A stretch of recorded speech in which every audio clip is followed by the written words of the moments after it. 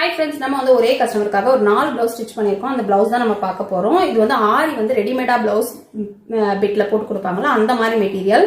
இது போத்தீஸ்ல எடுத்திருக்காங்கன்னு நினைக்கிறேன். 1600 full blouse மெட்டீரியலே வந்து 1600 ஒர்த்து தான் நினைக்கிறேன். ஏன்னா நம்ம கடையில நம்ம வெளியே கொடுத்து போட்டோம்னா கண்டிப்பா வந்து இதோட சார்ஜ் அதிகமா இருக்கும்.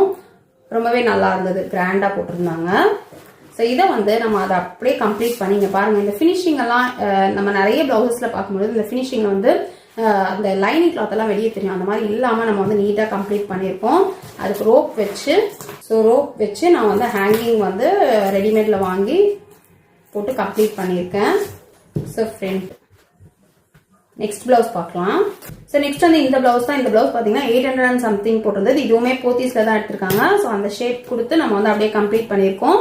ஸோ ஸ்லீவுமே வந்து ஓரளவுக்கு ஓகே தான். அதாவது நம்ம வந்து 800 ரேட்டுக்கு வந்து இது தாராளமாக கொடுக்கலாம். பட் வந்து குவாலிட்டி வந்து ரொம்ப லோ குவாலிட்டி தான், பட் ஓகே. ஸோ நெக்ஸ்ட் இந்த பிளவுஸ் தான் வந்து ரொம்ப ஹைலைட்டா இருந்தது.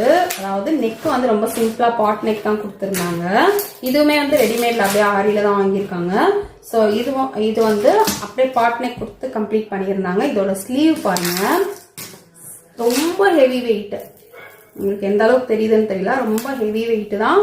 ஒர்க் வந்து ரொம்பவே கிராண்டா இருந்தது. கண்டிப்பா இது வந்து 2000+ இருக்கும்னு நினைக்கிறேன். எனக்கு தெரியல, இதோட பிரைஸ் டேக் மட்டும் இல்ல, மற்றதுல எல்லாம் இருந்தது.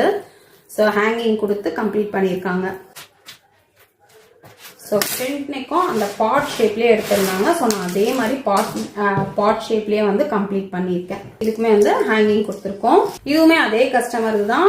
ஜஸ்ட் வந்து தெர்மாகோல் பால்ஸ் வந்து ஃப்ரண்ட்லயும் கொடுத்துருந்தா நல்லா இருந்திருக்கும். பட் எனக்கு வந்து அந்த கிளாத் மெட்டீரியல் வந்து பத்தல. ஸோ அதனால வந்து நான் ஃப்ரண்ட்ல கொடுக்கல, பேக்ல மட்டும் தான் கொடுத்துருக்கேன். ஸோ இது பாத்தீங்கன்னா இது வியர் பண்ணும்போது ஒரு யூ ஷேப்பும் இல்லாம வி ஷேப்பும் இல்லாத மாதிரி ஒரு ஷேப்ல வரும். அப்படியே யூவா வந்து கர்வ் யூ மாதிரி வரும். இந்த மாதிரி கம்ப்ளீட் பண்ணியிருக்கோம்.